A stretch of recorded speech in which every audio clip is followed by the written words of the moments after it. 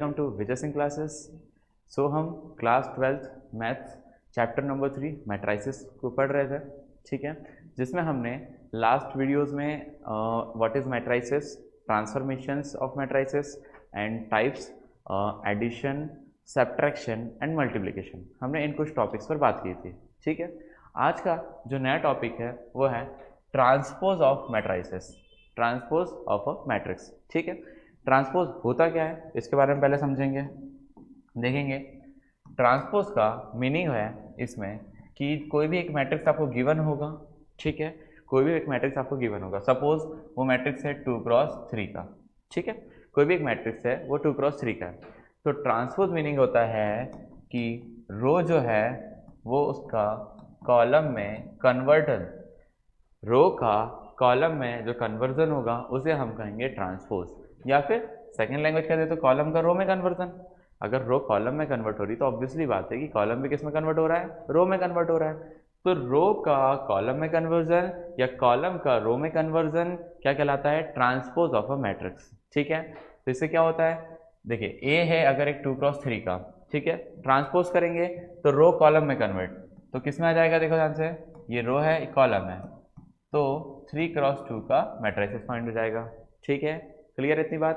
तो ट्रांसपोज का मीनिंग क्या होता है कि रो का कॉलम में कन्वर्जन या फिर कॉलम का रो में कन्वर्जन। क्लियर है इतनी बात। इसको हम किसी एग्जांपल के थ्रू समझते हैं।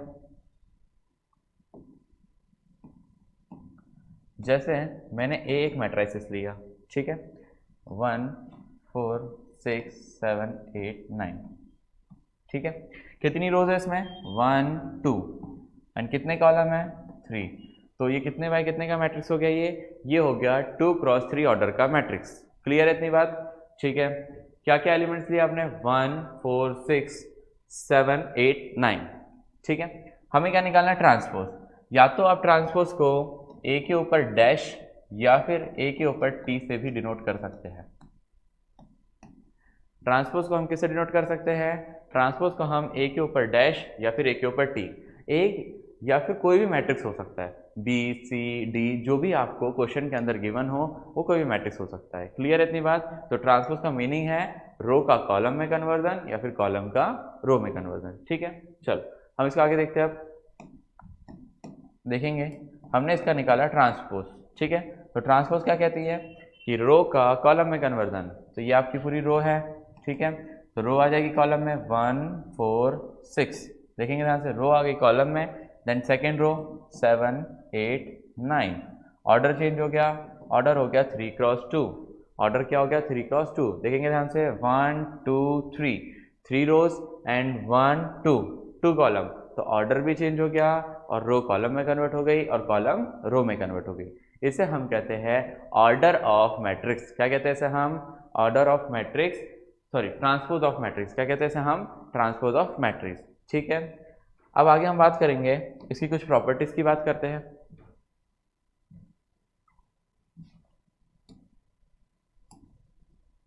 ठीक, इसकी हम कुछ प्रॉपर्टीज की बात करेंगे, properties of transpose of a matrix, ठीक है। क्या क्या प्रॉपर्टीज होती है इसकी, चलिए समझते हैं।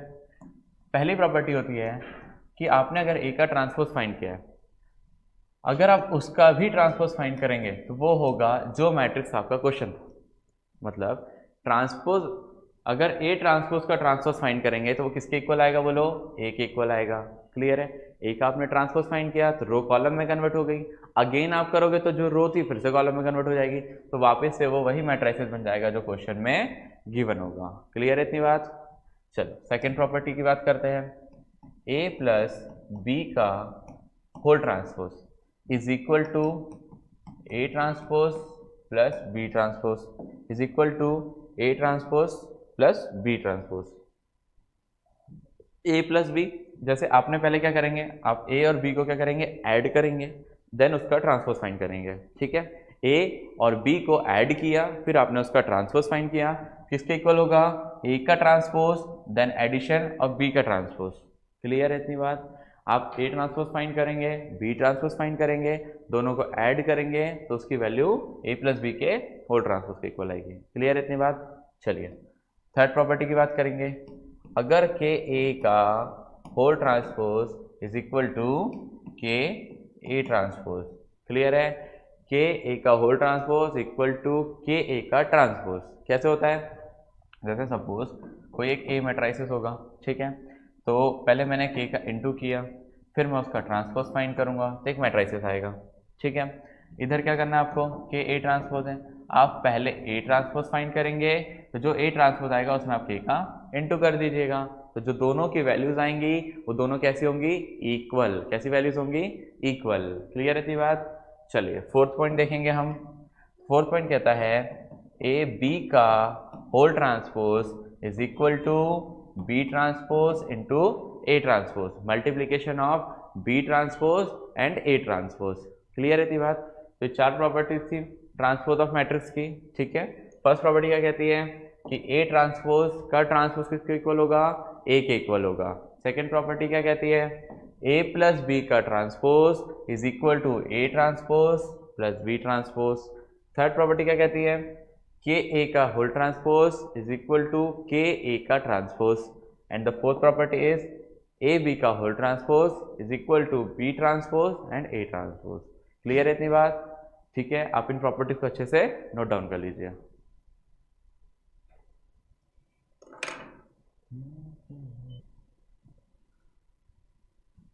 तो अभी हमने पढ़ा ट्रांसपोज ऑफ मैट्रिक्स, ठीक है। अब हम इसके आगे पढ़ेंगे सिमेट्रिक और स्क्यू सिमेट्रिक मैट्रिक्स पढ़ेंगे, ठीक है। तो सिमेट्रिक और स्क्यू सिमेट्रिक मैट्रिक्स होते क्या है पहले हम इसको समझेंगे, ठीक है। बेसिकली ट्रांसपोज से ही रिलेटेड है ये। चल समझते हैं। जो सिमेट्रिक मैट्रिक्स होता है इसकी कंडीशन होती है, क्या होती है कि सपोज ए आपको कोई मैट्रिक्स गिवन होगा, ठीक है, ए कोई मैट्रिक्स गिवन होगा, हम उसका ट्रांसपोज फाइंड करेंगे तो उसका ट्रांसपोज आएगा। ट्रांसपोज ऑफ मैट्रिक्स क्या है? रो का कॉलम में कन्वर्जन या फिर कॉलम का रो में कन्वर्जन, ठीक है। तो जो कंडीशन कहती है वो कहती है A is equal to A transpose. Condition क्या कहती है? A is equal to A transpose. किसकी कंडीशन है ये? सिमेट्रिक मैट्रिक्स कंडीशन है। क्या कहता है सिमेट्रिक मैट्रिक्स? कि जो भी ए मैट्रिक्स होगा वो उसके ट्रांसपोज के इक्वल होगा, यानी दोनों मैट्रिक्स कैसे होंगे? इक्वल मैट्रिक्स होंगे। तो कौन से मैट्रिक्स कहलाएंगे? Symmetric matrix. क्लियर है इतनी बात? ठीक है। क्या कहती condition? A is equal to A transpose, ठीक है। सेकेंड बात करेंगे हम स्क्यू सिमेट्रिक की, ठीक है। स्क्यू सिमेट्रिक क्या होता है? सपोज ए कोई आपको इसमें भी मैट्रिक्स गिवन होगा, ठीक है। अब आपने इसका ट्रांसपोज फाइंड करोगे, ठीक है। तो इसकी कंडीशन क्या होती है कि ए जो ट्रांसपोज होगा वो माइनस ऑफ ए के इक्वल होगा। क्या होगा? कि ए का जो ट्रांसपोज होगा माइनस ऑफ ए के इक्वल होगा, तो वो कहलाएगा स्क्यू सिमेट्रिक मैट्रिक्स। कौन सा मैट्रिक्स होगा? Skew symmetric matrix. क्लियर है बात? हम इसको एग्जाम्पल के थ्रू अभी दोनों को समझेंगे, ठीक है, सिमेट्रिक को भी समझेंगे और स्क्यू सिमेट्रिक को भी समझेंगे। लेकिन पहले कंडीशन देखें, सिमेट्रिक मैट्रिक्स जिसमें transpose of matrix is equal to given matrix. Clear है बात? और स्क्यू सिमेट्रिक भी वही होता है, transpose of matrix is equal to given matrix, but किसके? उसके नेगेटिव साइन के साथ आएगा। क्लियर है? आइए अब हम दोनों को एक एक एग्जाम्पल के थ्रू समझेंगे। पहले हम समझेंगे सिमेट्रिक मैट्रिक्स को। पहले हम किसको समझेंगे? सिमेट्रिक को। तो सिमेट्रिक मैट्रिक्स आते ही ध्यान में आना चाहिए कंडीशन क्या होती है? A is equal to A transpose. क्या होता है? A is equal to A transpose. कोई डाउट इसमें? ठीक है, चलो समझेंगे। सबसे पहले क्या करेंगे हम? सबसे पहले निकालेंगे हम ट्रांसपोज। क्या निकालेंगे? ट्रांसपोज। क्लियर है? चलो ट्रांसपोज निकालते हैं। ट्रांसपोज क्या कहता है? रो का कॉलम में कन्वर्जन। तो फर्स्ट रो देखेंगे तो √3 2 3 2 -1.5 देन -1 और क्या आएगा? 3 -1 1। ठीक है, ये आपने रो का कॉलम में कन्वर्जन कर दिया, कॉलम का रो में कन्वर्जन हो गया। ठीक है, हमने ट्रांसपोज निकाल दिया। कंडीशन क्या कहती है कि A is equal to A transpose, यानी ए मैट्रिक्स जो होगा वो ट्रांसपोज ऑफ ए मैट्रिक्स से क्या होगा? इक्वल होगा। तो यानी हर एक एलिमेंट इक्वल होगा, मतलब जो फर्स्ट एलिमेंट इस मैट्रिक्स का होगा सेकंड मैट्रिक्स का भी फर्स्ट एलिमेंट इक्वल होगा। हम चेक कर लेते हैं, देखिए कंडीशन ध्यान से। √3 है, ठीक है, 2 है, यहाँ भी 2 है, यहाँ 3 है, यहाँ भी 3 है, 2 है, यहाँ भी 2 है। ठीक है, -1.5 -1.5 -1 -1 3 है, यहाँ भी 3 है, ठीक है, -1 है, -1 है, 1 है, 1 है। हमने देखा कि हर एक एलिमेंट जहाँ पर है वो इक्वल है वही दूसरे मैट्रिक्स में, ठीक है। तो यहाँ से कंडीशन प्रूफ होती है कि जो ए मैट्रिक्स है वो किसके इक्वल होगा, बोलो ए ट्रांसपोज के, यानी कौन सा मैट्रिक्स हो गया, ये हो गया सिमेट्रिक। कौन सा मैट्रिक्स हो गया, ये सिमेट्रिक मैट्रिक्स। क्लियर है, A is equal to A transpose is called symmetric matrix, हम ऐसे कह सकते हैं, ठीक है। चलिए अब आगे हम बात करेंगे दूसरे की। सेकेंड मैट्रिक्स था स्क्यू सिमेट्रिक मैट्रिक्स, ठीक है। उसका एग्जांपल लेंगे हम। हमने लिखा ए, कुछ एलिमेंट्स लिखे हुए अंदर, ठीक है। पहला काम क्या करना है आपको, पहला काम है ट्रांसपोज फाइंड करना, ठीक है। तो हम सबसे पहले इसका ट्रांसपोज फाइंड करेंगे। ट्रांसपोज क्या होगा, रो कॉलम में कन्वर्ट होगी। तो देखिए रो, तो 0 E F, रो कॉलम में कन्वर्ट हो गई। Then second row -E 0 G, and third -F -G 0। यहाँ तक कोई डाउट है किसी को? बिल्कुल, हमने नॉर्मली जैसे मैट्रिक्स दिया था, मैट्रिक्स का ट्रांसपोज हमने फाइंड कर लिया, ठीक है। कंडीशन क्या कहती है स्क्यू सिमेट्रिक की? स्क्यू सिमेट्रिक कंडीशन कहती है A transpose is equal to -A, किसके इक्वल होगा बोलो, A transpose is equal to -A। हम यहाँ से क्वेश्चन को उठाते हैं आगे की तरफ। यहाँ पे ए लिखा हुआ है आपके पास, ठीक है। ये आपने ए ट्रांसपोज फाइंड किया है, ये हमने ए ट्रांसपोज फाइंड किया था, ये ए था, ए का ट्रांसपोज है। क्लियर है ये बात?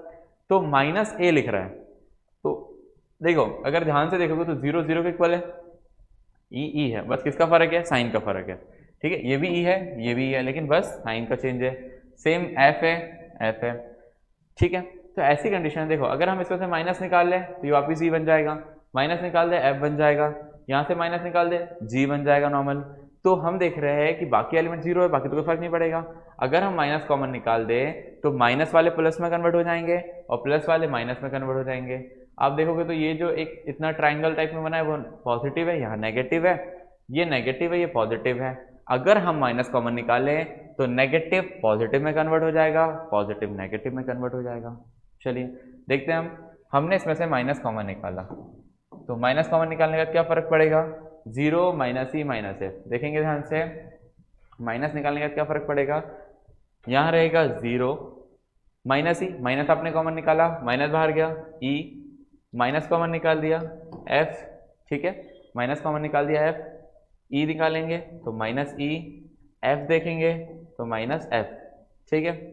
ध्यान से देखेंगे 0 पे कोई इफेक्ट नहीं पड़ना, G हो जाएगा -G, ये -G कन्वर्ट हो जाएगा +G, और ये हो जाएगा 0, ठीक है। हमने किस साइन को कॉमन निकाला, हमने निकाला माइनस साइन को कॉमन निकाल दिया। क्लियर इतनी बात? चलिए A transpose is equal to -0 EF -E 0 G -F -G 0। अगर आप ध्यान से इन दोनों कंपैरिजन करो तो ये दोनों आपको एक तरीके से नजर आएंगे, ठीक है। ये माइनस का साइन नहीं है, ये मैं आपको जब चेक करा रहा था -E लिखा हुआ, सॉरी E लिखा हुआ है, ठीक है। तो ये मैट्रिक्स और ये मैट्रिक्स आप ध्यान से देखेंगे तो कंडीशन आती है A transpose equal to minus, और ये पूरा आपका कौन सा हो गया, जो आपका गिवन मैट्रिक्स था, तो ये हमारी कंडीशन प्रूफ हो गई। क्लियर है इतनी बात? तो ट्रांसपोज ऑफ मैट्रिक्स, रो को कॉलम में कन्वर्ट करना, कॉलम को रो में कन्वर्ट करना, उसके बाद आप -A लाएंगे तो वो किसके इक्वल आएगा, और ट्रांसपोज ऑफ ए के। तो ये कौन सा मैट्रिक्स कहलाएगा, स्क्यू सिमेट्रिक मैट्रिक्स। क्लियर है इतनी बात? तो पहले ट्रांसपोज ऑफ मैट्रिक्स पढ़ा, उसके बाद हमने सिमेट्रिक पढ़ा और स्क्यू सिमेट्रिक पढ़ा। क्लियर है इतनी बात? नोट डाउन कर लीजिएगा। Thank you.